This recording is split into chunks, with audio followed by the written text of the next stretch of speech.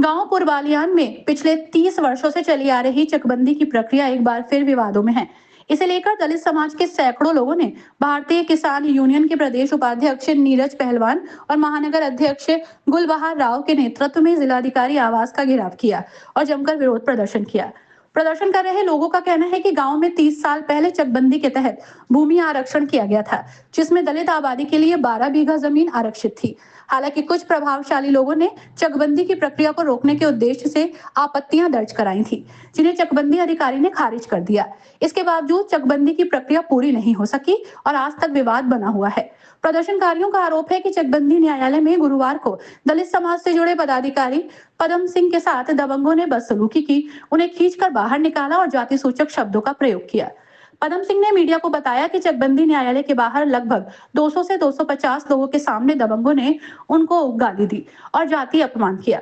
उन्होंने जिलाधिकारी से मांग की है कि आरोपियों के खिलाफ कड़ी कार्रवाई हो। प्रदर्शनकारियों में जिलाधिकारी उमेश मिश्रा ने तत्काल हस्तक्षेप कर चकबंदी प्रक्रिया को पूरा कराया। प्रदर्शनकारियों ने जिलाधिकारी उमेश मिश्रा से तत्काल हस्तक्षेप कर चकबंदी प्रक्रिया को पूरी कराए जाने और दलित समाज को न्याय दिलाए जाने की मांग उठाई।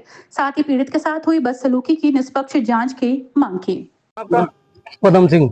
क्या मामला हुआ है आज आप धरने पर बैठे? मेरा गांव पुरबालियान है जी, एससी समाज से हूँ।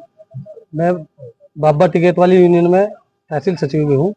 मैं सीओ साहब के यहाँ पे एक मामला चल रहा था हरिजन आबादी का। तो गांव के कुछ आदमियों ने मतलब जो उस पर फील्ड बनवाना चाह रहे थे, और जो वे फील्ड बनवाना चाह रहे थे जी, उसके बाद मतलब जो मैंने भी एप्लीकेशन डाल ली, तो वो सीओ साहब ने मतलब जो आदेश कर दिया कि एससी समाज की जमीन रहेगी आवंटन के लिए। तो ये सीओ साहब के साथ में भी लड़ रहे थे जी। और मतलब जब मैं नकल लेने के लिए गया तो मेरे साथ भी गाली गलौज बदतमीजी से पेश आए, मतलब जो जाति सूचक शब्द कहे, बहुत गाली दी। और मतलब जो मेरे गिरवान पकड़कर कोर्ट से बाहर खींच कर लाए। और सभी लोग वहां कम से कम 200 250 आदमी थे, सभी लोग देख रहे थे जी। जब कोर्ट से एक गरीब आदमी को इस तरीके से खींचेंगे तो कहीं ना कहीं संविधान का भी कहीं ना कहीं उल्लंघन है। कौन है वो लोग? एक तो अरविंद है जी पुरबालियान का ही, एक विनोद है और एक है जी कपिल लाठी। अरविंद ने और उसने मेरा कपिल लाठी ने मेरा गिरवान पकड़ा, मुझे बाहर खींच कर लाए। क्या ये भी किसी संगठन से जुड़े हुए हैं? जी, ये राजनीतिक से जुड़े हैं जी। अब देखो, संगठन किसी को ये नहीं कहता कि किसी के साथ बदतमीजी करो, मारपीट करो, गाली गलौज करो। संगठन ये कहता है कि संगठन के तरीके से काम करो। संगठन में रहने का मतलब ये थोड़ा कि हम गरीब आदमी को दबाओगे। संगठन ये नहीं कहता जी किसी को भी। तो क्या चाहते हैं? मैं तो न्याय चाहता हूँ जी। मेरे साथ में बदतमीजी करी, जाति सूचक शब्द बोल ले, चमार गिट्टल तक कहा मुझे। वहां पे कम से कम 200 आदमी थे जिनके सामने सारी बातें हुई।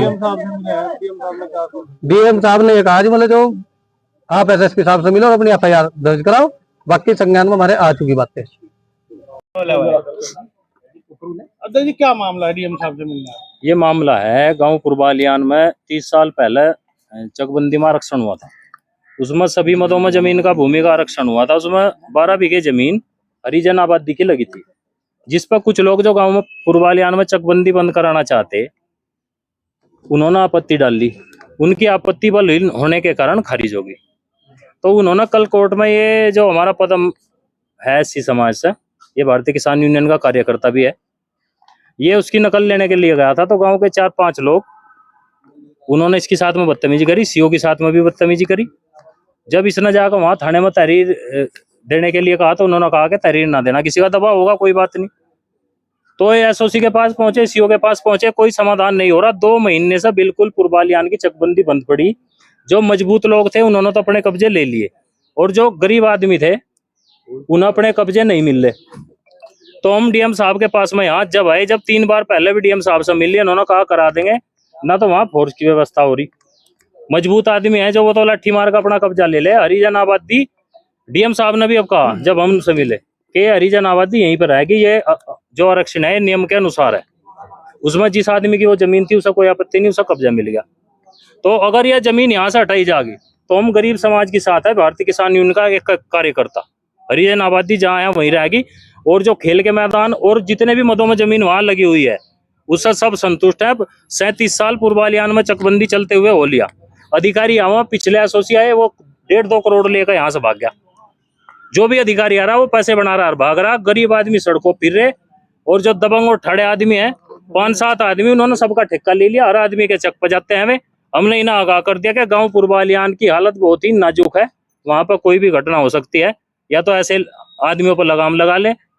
धरने पर बैठने के बाद डीएम साहब आए, उन्होंने सबको बुलवाया और उन्होंने कहा कि मैं एडीएम की अध्यक्षता में एक कमेटी गठित कर रहा है, जिसमें एसओसी सीओ और तहसील के तहसीलदार और एसडीएम, उसमें सब नामित रहेंगे और देख कर गाँव में जाकर न्याय करा जाएगा। जिसकी भूमि जिसे नहीं मिली, जो बेचारे परेशान है, गरीब आदमी, जिसका जो चक गड़बड़ हो रही या कोई अलग बात है, वो अपना यहाँ न्यायालय में करो ना। लड़ाई भिड़ाई करने से क्या मिल रहा लोगों को? इन हरिजन आदमियों को आज ये सब अपने बर्तन भांडे और बच्चों को लेकर आकर बैठ के आज यहाँ डीएम साहब के यहाँ दबंग ये बता देंगे। इसके साथ में वो पता मैं वो बता देगा, जिसके साथ मारपीट हुई सब बता देगा वो। मारपीट बता रहे कि कोर्ट में भी मारपीट। हाँ, सीओ कोर्ट में मारपीट हुई, इसमें तो संज्ञान लेना चाहिए। डीएम साहब ने कहा कि उसमें संज्ञान लिया जा और मुझे लिखित में बताओ उसमें क्या क्या वहाँ मामला है। अगर कोर्ट में ऐसी घटनाएं होंगी तो गरीब आदमी और आम आदमी कैसे सुरक्षित रहेगा और क्या कोर्ट की मान्यता रह जाएगी? जब दबंग आदमी, बदमाश आदमी आगा कोर्ट में,